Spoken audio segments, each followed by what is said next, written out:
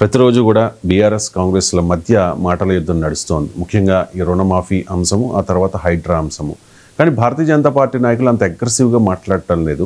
Bharatiya Janata party silent అవ్వడానికి కారణం ఏంటి అండ్ దాని ప్రభావం తెలంగాణ రాజకీయాల మీద ఎలా ఉంటుంది? అంటే పూర్తిగా సైలెంట్ అయ్యామని చెప్పలేము. బండి సంజయ్ కూడా మాట్లాడుతున్నాడు, కానీ మీరు అన్న దాంట్లో పాయింట్ ఉంది. యాక్షన్ అయితే కనబడతలేదు. ఇప్పుడు మీరు రుణమాఫీ ఇష్యూ ఉంది. రుణమాఫీ కొన్ని లక్షల మందికి జరిగిన మాట నిజం, కొంతమందికి జరగని మాట కూడా నిజం. జరిగింది కాంగ్రెస్ చెప్పుకుంటే, జరగంది బీఆర్ఎస్ పట్టుకున్నది. జరగలేదని కాంగ్రెస్ నాయకులు కూడా చెప్తున్నారు, చేస్తాము అని చెప్తున్నారు. జరగకపోవడానికి జరగలేదు అన్నదానికి తేడా ఉంది. ఇప్పుడు మీకు జరగలేదు అంటే మీనింగ్ జరగదు అని. ప్రాసెస్లో ఉన్నప్పుడు ఎప్పుడు కూడా సగమే అవుతుంది, మొత్తం కాదు కదా. అందువల్ల మంత్రంలో కూడా చెప్తున్నమాట నిజం. మీరు ఇది ప్రాసెస్లో మొదలు ఏ కిస్సా లేనిది. ఇప్పుడు మనం ఏదన్నా ఇష్యూస్ లేని ముందుకు కంప్లీట్ అవుతాయి. ఇష్యూస్ ఏమన్నా ఉంటే దాని ప్రాసెస్లో మరింత ఎగ్జామినేషన్తో అవుతాయి. బట్ ఏదైనా కొంతమందికి కాలేదు కనుక దాన్ని బీఆర్ఎస్ ఆయుధంగా చేసుకొని రాష్ట్ర వ్యాప్తంగా ధర్నాలు చేసి, మీరు ఎక్కడ భారతీయ జనతా పార్టీ స్టేట్మెంట్ ఎక్క పరిమితమైన తప్ప there is no action on the ground. కనీసమైన యాక్షన్ కూడా లేదు. సో అంటే ఇది డెఫినెట్గా ఇప్పుడు స్టేట్మెంట్ల వరకు, ప్రెస్ కాన్ఫరెన్స్ల వరకు కిషన్ రెడ్డి, బండి సంజయ్ రాష్ట్రంలో పర్యటించినప్పుడు ఈటెల రాజేందర్ మాట్లాడుతున్నారు. మాటలు ఇవాళ మీడియా వచ్చాక ఒక నాయకుడు వస్తే ఖచ్చితంగా మీడియా పోతుంది, ఆ మీడియా ఏదో అడుగుతుంది, వీళ్ళు చెప్తారు, అది వార్తల్లో వస్తాయి. రాజకీయ నాయకులు వచ్చినప్పుడు మీడియా రాకపోతే ఎక్కడ పోతుంది? నాలంటోడు ఎక్కడికైనా ఊరికి వెళ్తేనే 2-3 విలేకరులు వచ్చి, సార్ చెప్పండి సార్ అంటే నేను ఎప్పుడు నేను టీవీలో రోజు చెప్తున్నా కదా, మళ్ళీ ఇక్కడ చెప్పేది ఏంటి అని. అందువల్ల సాధారణంగా పెద్ద లీడర్లు వచ్చినప్పుడు ఆ టౌన్కో, ఆ సిటీ, ఆ విలేజ్కో డెఫినెట్గా అక్కడ ఉన్న విలేకరులు ఉంటారు. వాళ్ళు ఏదో మైక్ పెడతారు, మన వాళ్ళు ఏదో మాట్లాడతారు.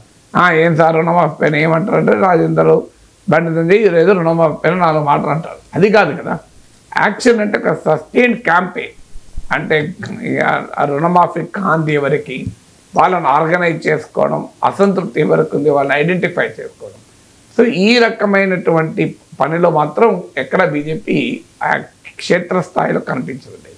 ఎందుకు కనిపించడం లేదు అంటే ఒక రకమైన పరిస్థితి ఇవాళ బీజేపీలో నెలకొని ఉంది. రాష్ట్ర అధ్యక్షుడు ఫైనల్ కాలేదు, కొత్త అధ్యక్షుడు ఇదిగో రేపో మాపో అంటూ పేపర్లలో సిరీస్ ఆఫ్ వార్తలు. అయితే అనొచ్చు మీరు, సార్ మరి పీసీసీ అధ్యక్షుడిది కూడా అలాగే వార్త వస్తుంది, రేపా మాపా అని. కానీ ఇక్కడ ముఖ్యమంత్రి ఉన్నాడు, పీసీసీ అధ్యక్షుడిగా కూడా ముఖ్యమంత్రి ఉన్నాడు.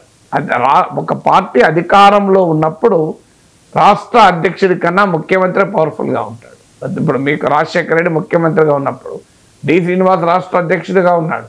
కానీ రాజకీయం అంతా రాజశేఖర రెడ్డి చుట్టూ జరిగింది, డి శ్రీనివాస్ చుట్టూ జరగలేదు, కేశవరావు చుట్టూ జరగలేదు.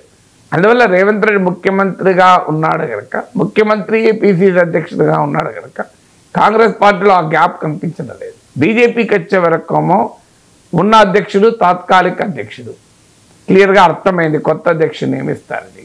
ఆ తాత్కాలిక అధ్యక్షుడు కూడా కేంద్ర మంత్రి, ఇప్పుడు జమ్మూ కాశ్మీర్ ఎన్నికల ఇన్ఛార్జ్. సో రాష్ట్రంలో ఎవరు పార్టీకి బాధ్యత తీసుకొని ఓన్ తీసుకొని పార్టీ మొత్తాన్ని నడిపించాలి. కారణాలు ఏదైనా పార్టీ అధ్యక్ష ఎన్నిక నిరవధికంగా వాయిదా పడుతూ వస్తుంది. దానికి అనేక రీజన్స్ చెప్తున్నారు, కానీ బట్ అసలు రీజన్ మనకు తెలుసు. ఈటెల రాజేందర్ని చేయాలా, రామచంద్రరావుని చేయాలా, పాత ఐడియాలజికల్ బ్యాక్గ్రౌండ్ ఉన్నతను చేయాలా, కొత్తగా వచ్చిన వాళ్ళని చేయాలా? సో ఈ క్యాలిక్యులేషన్స్ అన్నీ బీజేపీలో చర్చలు నడుస్తున్నాయి. సో అందువల్ల ఆ ఏకాభిప్రాయం రాకపోవడం వల్ల ఆర్ఎస్ఎస్ ఏమంటుంది, బీజేపీ నాయకత్వం ఆలోచన ఎలా ఉంది? సో ఈ ప్రశ్నని రావడం వల్ల పార్టీ రాష్ట్ర అధ్యక్షుడి నియామకం ఆలస్యమవుతుంది. ఇక రెండవది పార్టీలో అంతర్గతమైన సమన్వయం లేకపోవడం. సో ఉన్న నాయకుల మధ్య కూడా సమన్వయం లేదు. మీరు బీజేపీ రాష్ట్ర బీజేపీ గురించి జోక్గా చెప్తుంటారు, 3 నాయకులు ఉన్న చోట 4 గ్రూపులు ఉంటాయని. సో బీజేపీలో మీరు ఎవరినైనా అడగండి, ఎంతమంది ఎన్ని గ్రూపులు ఉన్నాయో చెప్తారు. సో అందువల్ల రాష్ట్ర భారతీయ జనతా పార్టీలో ఉండే సమన్వయ లోపం మీరు అనేక సందర్భాల్లో చూసాం. ధర్మపురి అరవింద్, రఘునందన్, వీళ్ళు బండి సంజయ్ పేరు వ్యాఖ్యానించిన తీరు చూసాం. సో అందువల్ల ఓపెన్గా పేరాల శేఖర్రావు, ఇలా శేఖర్రావు కన్నా మీకు ధర్మపురి అరవింద్ ఎంపీ అయి కూడా బండి సంజయ్ పైన ఓపెన్గా మాట్లాడిన సందర్భంలో ఆయన తన సహజ శైలిలో మాట్లాడుతుంటారు. సో అందువల్ల బీజేపీలో ఉన్నటువంటి ఆ సమన్వయ లోపం, శాసనసభ పక్ష నాయకుడిగా మహేశ్వర్ రెడ్డి ఉన్నప్పటికీ ఆయన పార్టీలో ఒరిజినల్ క్యాడర్ కాదు, ఆయన కాంగ్రెస్ పార్టీ నుంచి వచ్చాడు కనుక legislature party leader Kishan Reddy ఉన్న సమయంలో ఉన్నట్లో లేదా మరొకరున్న సమయంలో ఉన్నట్లో పార్టీ ఉండదు. ఎందుకంటే ఆయన చుట్టూ కూడా సమన్వయం జరగదు. ఎందుకంటే is a new comer, party organization మొత్తం ఆయనకేమి లింక్ అయి ఉండదు. అందువల్ల ఈ అంతర్గతంగా ఉండేటువంటిది రెండోది. మూడవది హైకమాండ్కి ఇప్పుడు తెలంగాణ ప్రియారిటీ కాదు. తెలంగాణలో ఎన్నికలు లేవు, రేపొద్దున స్థానిక సంస్థల ఎన్నికలు ఉన్న జాతీయ బీజేపీకి స్థానిక సంస్థల పంచాయతీలు, ఎంపీటీసీలు, జెడ్పీటీసీల ఎన్నికలు ఆ స్థాయిలో కేంద్రీకరించాలి. నార్మల్గా అయితే జిహెచ్ఎంసీ ఎన్నికలకు కూడా బీజేపీ ఎంత కేంద్రీకరించి చూశాం, కానీ స్థానిక ఎన్నికలపైన ఉన్నా కూడా కేంద్రీకరించలేకపోతుంది ఇష్టం. వాళ్ళకి ఏ కారణాలైనా ఉండొచ్చు, దేశంలో ఉన్నటువంటి ఇష్యూస్ ఉండొచ్చు, హర్యానా, మహారాష్ట్ర, జార్ఖండ్ ఎన్నికలు ఉండొచ్చు, కారణాలైనా వారు హైకమాండ్ కాన్సన్ట్రేట్ చేయాల్సిన స్థాయిలో కాన్సన్ట్రేట్ చేయలేకపోతుంది. సో ఈ మూడు కారణాలతో పాటు నాలుగవ కారణం ఏంటంటే 35% ఓటింగ్ వచ్చింది పార్లమెంట్ ఎన్నికల్లో. ఇది మరి ఆటోమేటిక్గా రిటైన్ అవుతారన్న నమ్మకం ఏమైనా ఉందో తెలియదు, కానీ ఒక మంచి అవకాశం మాత్రం బీజేపీ కోల్పోతుంది. ఎందుకంటే బీఆర్ఎస్ 17% పడిపోయి నిర్వీర్యమైపోవాలి. నార్మల్గా అయితే బీఆర్ఎస్లో కదలిక ఉండకూడదు, మెదలిక ఉండకూడదు, ఎవరు లేవకూడదు, ఏమున్నది మనకు నిరాశ, నిస్పృహలు, నైరాశ్యం ఉండాలి. కానీ బీఆర్ఎస్ ఏమో చాలా చురుకుగా రంగంలోకి దిగింది. త్వరలో కేసీఆర్ కూడా రైతు యాత్ర జరుపుతారని అంటున్నారు. 35% అంటే బీఆర్ఎస్ కన్నా పార్లమెంట్ ఎన్నికల్లో డబుల్ ఓటింగ్ తెచ్చుకొని 8 సీట్లు తెచ్చుకున్నటువంటి పార్టీ ఏమో ప్రధాన ప్రతిపక్ష స్పేస్ కొరకు బీఆర్ఎస్ను పక్కకు నెట్టి తాను ఆక్రమించడానికి ప్రయత్నం చేయాల్సిన పార్టీ కీలకమైన స్థానిక ఎన్నికల సమయంలో ఆ చురుకుదనం చూపెట్టడం లేదు.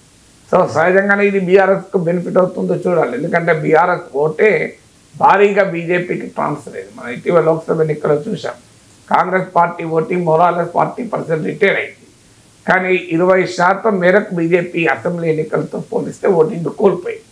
అది లోక్సభ ఎన్నికలకు అసెంబ్లీ ఎన్నికలతో పోలిస్తే సరిగ్గా బీజేపీకి కూడా 14% నుంచి 30%, 21% పెరిగింది. బీఆర్ఎస్ ఏమో 37% నుంచి 17% తగ్గింది. అందువల్ల ఒకే కాంగ్రెస్ కూడా కొన్ని చోట్ల తగ్గచ్చు, కొన్ని చోట్ల పెరగచ్చు. ఓవరాల్గా 40% రిటైన్ అయిందంటే ఎగ్జాక్ట్గా అసెంబ్లీ ఎన్నికల్లో ఎలా ఓటింగ్ ప్యాటర్న్ ఉందో అలా ఉంటుందని నేను అనలేదు. కానీ ఓవరాల్గా స్టేట్ వైడ్గా చూసుకున్నప్పుడు ఓటింగ్ నిలబెట్టుకుంది. సో అందువల్ల క్లియర్గా బీఆర్ఎస్ కనుక మళ్ళీ పుంజుకుంటే అది అనివార్యంగా బీజేపీకి దెబ్బ తగులుతుంది. అయినా కూడా మరి బీజేపీ ఎందుకు కదలడం లేదంటే వాళ్ళకే తెలియాలి. కానీ ఖచ్చితంగా బీజేపీ కార్యకర్తల్లో, బీజేపీ ఓటర్లలో ఈ అనుమానాలు, ఒక నిరాశ, ఏంటి మా పార్టీలో కదలిక లేదు అనేటి ఒకప్పుడు బండి సంజయ్ పార్టీ అధ్యక్షుడిగా ఉన్న సమయంలో కేసీఆర్ పైన దూకుడు, ఇప్పుడు అది ఎక్కడ కనిపించడం లేదు అని. సో అందువల్ల కిషన్ రెడ్డి కన్నా పూర్తిగా అధికారం ఇచ్చి బాధ్యత ఇస్తే ఆయన పార్టీలో సీనియర్ నాయకుడు, ఆయన మొదటి నుంచి పార్టీలో ఉన్నవాడు కనుక సమన్వయం చేయగలడు.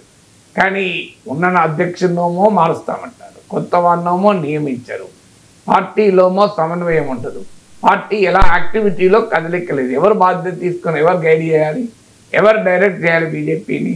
సో ఎవరికి వారు సంజయ్ పర్యటనలో ఉన్నప్పుడు ఆయన మాట్లాడుతున్నాడు, కిషన్ రెడ్డి పర్యటనలో ఆయన మాట్లాడుతున్నాడు, ఈటల రాజేందర్ పర్యటనలో ఉన్నప్పుడు ఆయన మాట్లాడుతున్నాడు, కానీ ఎక్కడ సమన్వయం అయితే కనిపించింది.